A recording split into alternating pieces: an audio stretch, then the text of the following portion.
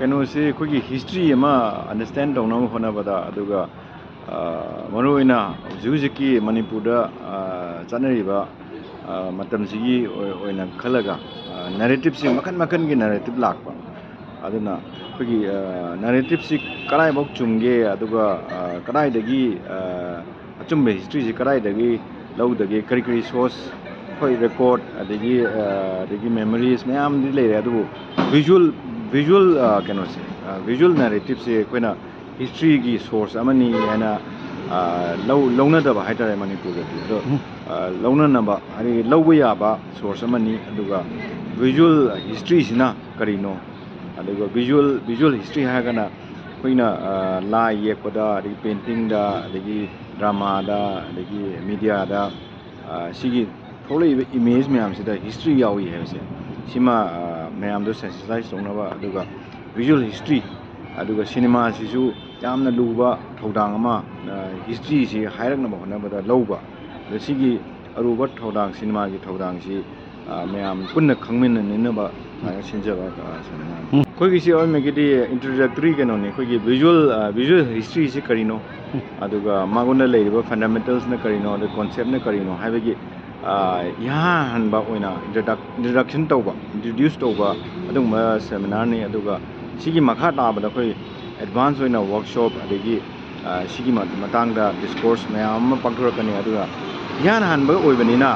ꯑꯍꯥꯟꯕꯗꯤ ꯀꯩꯁꯨ ꯌꯥꯝꯅ ꯂꯨꯅ ꯇꯧꯕ ꯌꯥꯔꯣꯏ ꯑꯗꯨꯒ ꯖꯁ ꯕꯦꯁꯤꯛ ꯐꯟꯗꯥꯃꯦꯟꯇꯦꯜꯁ ꯑꯗꯨꯒ ꯚꯤꯖꯨꯋꯦꯜ ꯍꯤꯁꯇ꯭ꯔꯤꯁꯤꯅ ꯀꯔꯤꯅꯣ ꯃꯥꯒꯤ ꯍꯤꯁꯇ꯭ꯔꯤꯁꯤꯅ ꯀꯥꯏ ꯂꯩ ꯑꯗꯒꯤ ꯀꯔꯤ ꯀꯔꯤ ꯌꯥꯎꯔꯤ ꯀꯃꯥꯏꯅ ꯚꯤꯖꯨꯋꯦꯜ ꯑꯃꯗ ꯑꯩꯈꯣꯏꯅ ꯀꯃꯥꯏꯅ ꯚꯤꯖꯨꯋꯦꯜꯁꯤ ꯀꯃꯥꯏꯅ ꯄꯥꯒꯅꯤ ꯍꯥꯏꯅ ꯑꯗꯨꯒꯨꯝꯕ ꯏꯆꯝ ꯆꯝꯕ ꯕꯦꯁꯤꯛ ꯑꯣꯏꯕ ꯀꯩꯅꯣꯅꯤ ꯑꯗꯨ ꯀꯩꯅꯣꯅꯦ ꯑꯩꯈꯣꯏꯒꯤ ꯁꯕꯖꯦꯛ ꯀꯔꯤ ꯁ꯭ꯄꯤꯀꯔ ꯌꯥꯝꯅ ꯑꯦꯁꯇꯤꯝ ꯁ꯭ꯄꯤꯀꯔ 5 ꯌꯥꯎꯏ ꯑꯗꯨꯒ ꯍꯥꯏꯔꯤꯕ ꯃꯣꯏꯒꯤ ꯚꯤꯖꯨꯋꯦꯜ ꯍꯤꯁꯇ꯭ꯔꯤꯒꯤ ꯐꯤꯜ ꯑꯃꯃꯝꯒꯤ ꯑꯦꯛꯁꯄꯔꯠ ꯉꯥꯛꯇꯅꯤ इहान हानबदा फ्रॉम स्टोन टू स्क्रीन है स्टोन है केप मतमदा येंबा लाइदो लाई ड्राइंग दो केप ड्राइंग दो अदुदगी हुजिक स्क्रीन सिनेमा लाइसे सिगी प्रोग्रेशन की विजुअल हिस्ट्री की प्रोग्रेशन ने माना हाइदोसे अदुना कमाइन तौरगा सिगी पेंटिंग मैम से सिगी लाई ड्राइंग मैम से सिगी सिनेमा मैम से थिएटर मैम से कमाइन तौरगा कोइना मोइगी थ्रू द हिस्ट्री से कमाइन पालगे अदुगा कमाइन तौरगा कोइना अंडरस्टैंडिंग से आदि विजुअल अमा लेबा लाई अमा लेबदगी कोइना लाई से येंगबदा ओ मागी लाई से सी हाइने हाबदो कमाइन तौरगा लाके हाबगी कैनो मैम अमा सी कमाइन तौर लाइनो खोलनो हाबसी नैनाबा सिगिसिना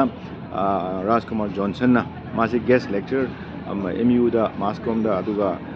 Manipur state film development society की ना आर्काइविस्ट ने अदुगा नेक्स्ट अचुम ओमान है ना मासे हैदराबाद की यूनिवर्सिटी दा फिल्म स्टडीज दा पोस्ट ग्रेजुएट लोरे अदुगा मा रिसर्च स्कॉलर नि अदुगा माना विजुअल कल्चर सिना करिनो विजुअल कल्चर की सब्जेक्ट सिदा करी करी याउरी अदु विजुअल फंडामेंटल्स कैनो थ्योरी कैनो कायना हाइबा ओमानना विजुअल कल्चर की मतंग ना nganगनी अदगी मथंगदा कोइगी मणिपुरी मैन्युस्क्रिप्ट हाइबगी कोइगी मणिपुरी मैन्युस्क्रिप्ट की मणिपुर पेंटिंग दगी सिना करी फोंदोई हाइबगी मतंगदा असिस्टेंट प्रोफेसर ओजा साफाबा सिना माना सिगी मतंग ना ngangbigini अदुगा वेंगबम बॉबी स्वर्ण कमल अवार्डी नि अदुगा मसामा फिल्म मेकर नि प्लस फिल्म राइटिंग दा